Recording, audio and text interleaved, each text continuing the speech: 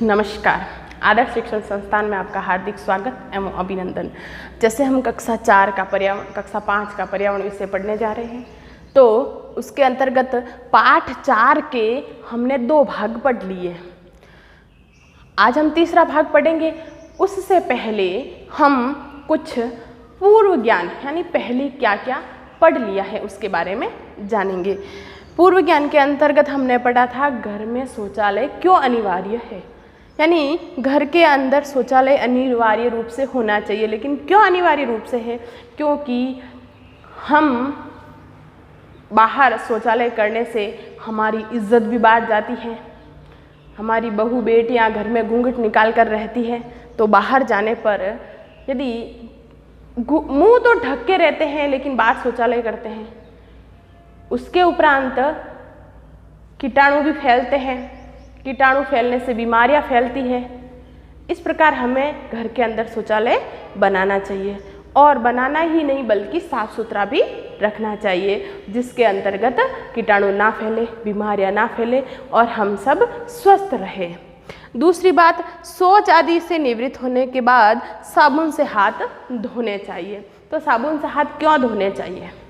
क्योंकि हाथों पर जो गंदगी लगी होती है वो हाथ धोने से निकल जाती है, तो हमें साबुन से हाथ अनिवार्य रूप से धोने चाहिए। वो यदि हाथ नहीं धोएंगे तो वो कीटाणु अपने मुंह तक जाएंगे, मुंह के माध्यम से अपने पेट तक जाएंगे और हम सब बीमार हो सकते हैं। तो अपने शरीर को स्वस्थ बनाए रखना है तो हमें हाथों को साबुन से बार बार धोना है। हमें सफाई को अपने व्यवहार में लाना चाहिए, यानी साफ सफाई किसी को देखकर नहीं करनी है, अपने व्यवहारिक रूप में साफ सफाई को लाना है। जैसे हमने देखा कि कहीं माना कि अपने ही घर में कोई मेहमान आता है, तो उस दिन हम घर शादी ब्याह में देखो घर कितना सुंदर सजाते हैं, लेकिन बाद में घर में कहीं कचरा पड़ा रहता है, कहीं कुछ रहता है। तो ऐसा नहीं होना चाहिए। घर कभी भी अपना साफ सुथरा होना चाहिए। जब घर साफ सुथरा रहता है तो हमारे आसपास कीटाणु नहीं फैलते, बीमारियां नहीं फैलती, हम सब स्वस्थ रहते हैं, अपने आसपास का वातावरण भी स्वस्थ एवं सुंदर रहता है। हमें अपने घर तथा अपने आसपास की सफाई रखनी चाहिए, यानी हम सबकी जिम्मेदारी है, केवल घर वालों की ही जिम्मेदारी नहीं है, हम सबकी जिम्मेदारी है कि अपने घर तथा घर के आसपास की सफाई रखनी चाहिए।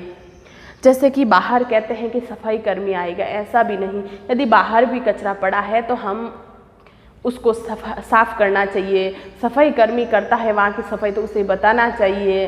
अपने माध्यम से कचरा कम से कम बिखेरे। जैसे हमने पेंसिल छीली, कचरा अपने घर में बिखेर दिया, तो वो भी कचरा नहीं बिखेरे। अपनी पेंसिल को छीलकर कचरे को कचरा पात्र में डालना, रबर का जो छिलका उतरता है उसे कचरा पात्र में डालना, कहीं पर कागज फट जाता है तो हम उसको अपने आसपास फाड़ करके नहीं फेंके, उसे कचरा पात्र में डालें।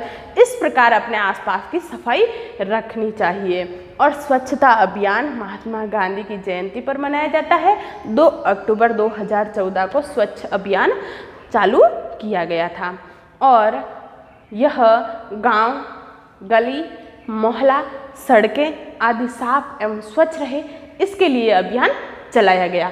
अब हम पढ़ते हैं भाग 3, जिसके अंतर्गत हम पढ़ेंगे कि गंगा ने अपनी भाभी से सफाई की जब बातें सुनी थी, घर छोटा हो या बड़ा साफ होना चाहिए, इस प्रकार की बातें सुनकर गंगा तथा उसकी सहेलियों ने कौन कौन से संकल्प लिए उसके बारे में पढ़ेंगे हम आज। तो हम अपना आज का शिक्षण कार्य प्रारंभ करते हैं। जैसे भाभी के समझाने पर गंगा और उसकी सहेलियों ने सफाई को अपनी आदत में लाने के लिए कुछ संकल्प लिए, यानी भाभी ने उसको समझाया गंगा को कि सफाई हमारे व्यवहार में ज़रूरी है, हमें सफाई का काम करना चाहिए और साफ सफाई रखने से बीमारियां नहीं फैलती। इस प्रकार सफाई के बारे में गंगा की भाभी ने जब समझाया तो उसने अपने विद्यालय में जाकर अपनी सहेलियों से बातचीत की, अपने मित्रों से बात की, अपने सहपाठियों से बात की। तब उन्होंने कुछ संकल्प लिए कि जिससे हमारे सफाई हमारे व्यवहार के अंदर आए। केवल हमें दिखावे के अंदर सफाई नहीं करनी है, सफाई हमारे व्यवहार में, आदत में आनी चाहिए।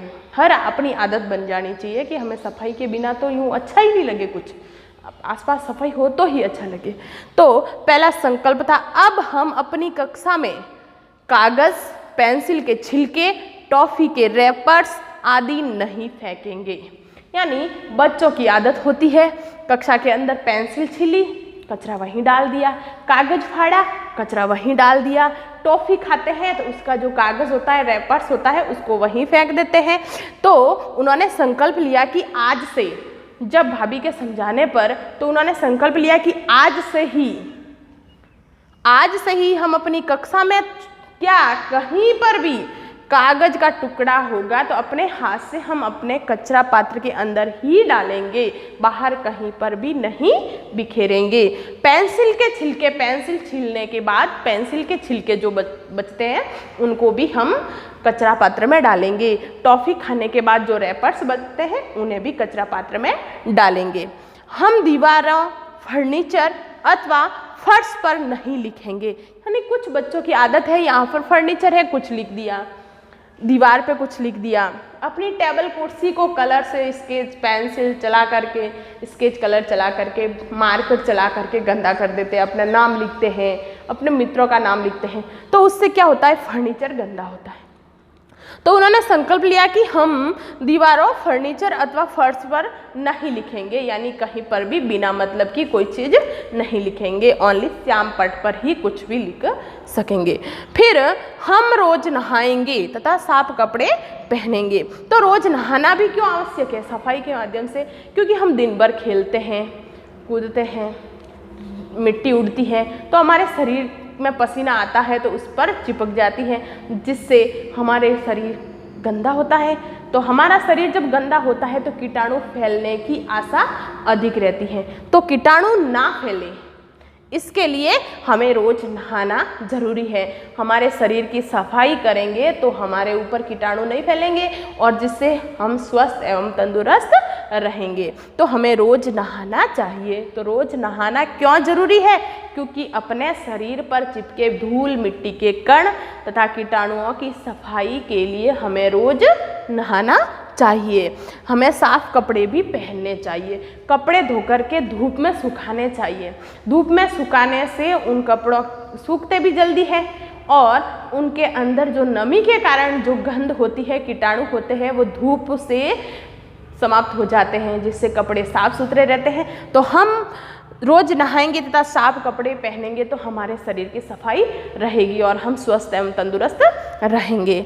हम अपने गली, मोहल्ले, स्कूल तथा सार्वजनिक स्थानों पर सफाई का पूरा योगदान देंगे।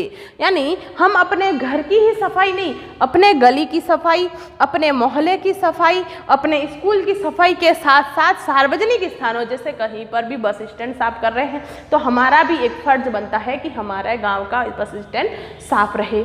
हमारे गाँव का चौक होता है जिसको हम चौराहा बोलते हैं, वहाँ सफाई की हम संपूर्ण गांव की जिम्मेदारी होती है। तो हम भी तो गांव के अंतर्गत आते हैं। तो वहाँ पर आपको नहीं कहते हैं कि आप ही सफाई करेंगे, लेकिन आपका योगदान, यानी वहाँ पर सफाई करने के लिए अपने मित्रों के साथ में जाइए, कभी सफाई करिए, कोई कर रहा है तो उसके साथ में सहयोग करिए। इस प्रकार उसमें पूरा योगदान देंगे। जब हम बाजार सब्जी या सामान लेने जाएंगे तो कपड़े की थैली साथ जरूर लेकर जाएंगे। ये बहुत ही बड़ा योगदान है। यानी आप यदि कपड़े की थैली नहीं ले जाओगे तो प्लास्टिक की थैली में लाओगे और प्लास्टिक से पर्यावरण बहुत ही दूषित होता जा रहा है।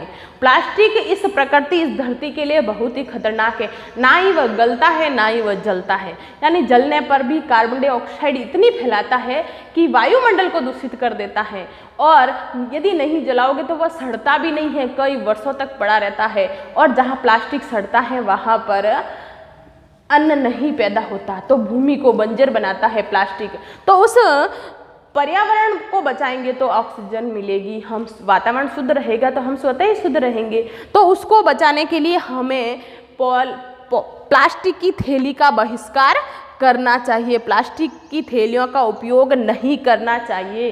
तो इन्होंने ये संकल्प लिया, हम प्लास्टिक की थैलियों का उपयोग नहीं करेंगे।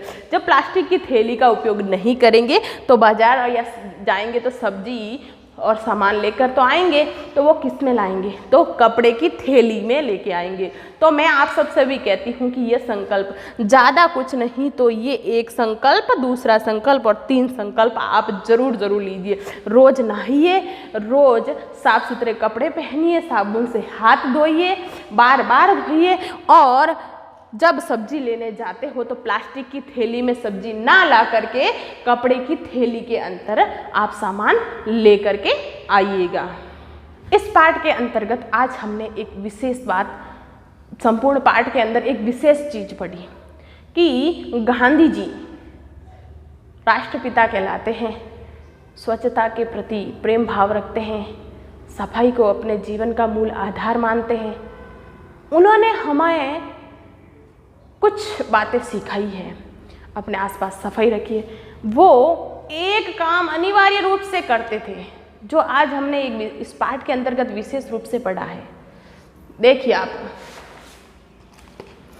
गांधी जी के आश्रम में कोई भी व्यक्ति जाता तो उसे दैनिक कार्य में सर्वप्रथम शौचालय साफ करने का कार्य दिया जाता।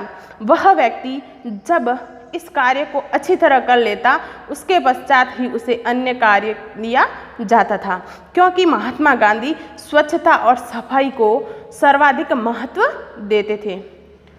आज सारे देश में स्वच्छता अभियान चलाया जा रहा है। इस बात पर जोर दिया जा रहा है कि सड़कें, स्टेशन, बस स्टैंड आदि साफ सुथरे मिले, घरों में कूड़ा पात्र अवश्य हो, साथ ही कचरे का पुनश्चक्रण द्वारा निस्तारण करना आवश्यक है। यानी इस पाठ के अंतर्गत हमने जाना कि कचरा पात्र में जाना चाहिए, कचरा अपने स्थान पर जाना चाहिए, लेकिन वहाँ पर ही कचरा डालते रहोगे तो एक दिन वहाँ पर भी बहुत ही बड़ा ढेर लग जाएगा। तो वहाँ पर भी कार्बन डाइऑक्साइड होगी, वहाँ पर भी वायु अशुद्ध होगी, वातावरण अशुद्ध होगा।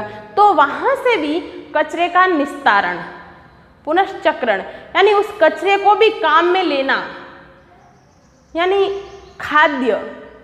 खाद बनने योग्य वस्तुएं हो उनका खाद बनाया जाए, गैस बनाने योग्य वस्तुएं हो उनका गैस बनाया जाए, जो जलाने योग्य है उन्हें जलाया जाए, और जलाने से प्रकृति को नुकसान पहुंचाए ऐसी चीज़ों को गड्ढा खोदकर उसमें डालकर मिट्टी डाल देनी चाहिए। इस प्रकार कचरे का भी निस्तारण अति आवश्यक है। इस पाठ के दौरान हमने कुछ सीखा है। स्वस्थ रहने के लिए साफ सफाई अति आवश्यक है। हमें अपनी सफाई स्वयं करनी चाहिए। सफाई दिखावा नहीं बने बल्कि आदत बन जाए। शौचालय में ही शौच करना चाहिए, खुले में नहीं। अब आपने ये पाठ पढ़ा है तो मैं आपसे कुछ प्रश्न भी करती हूँ, उन प्रश्नों का उत्तर जरूर दीजिएगा। आपने अपने विद्यालय में स्वच्छता अभियान कैसे चलाया, वर्णन कीजिए। यानी अपने विद्यालय के अंतर्गत स्वच्छता अभियान चलाया, उसको अपने भाषा में उसका उत्तर दीजिए। यानी आपने कचरा पात्र उठाया था, आपने कचरा कहाँ डाला था, आपने झाड़ू निकाला था, आपने पोछा दिया था, जो भी काम किया उसके बारे में जरूर बताइए। सफाई हमारी आदत बन जाए इस हेतु हमें क्या करना चाहिए। यानी सफाई केवल दिखावा नहीं होकर के अपनी आदत बन जाए, उसके बारे में भी आप क्या क्या कर सकते हैं उसके बारे में आप अपने मन से बताइएगा।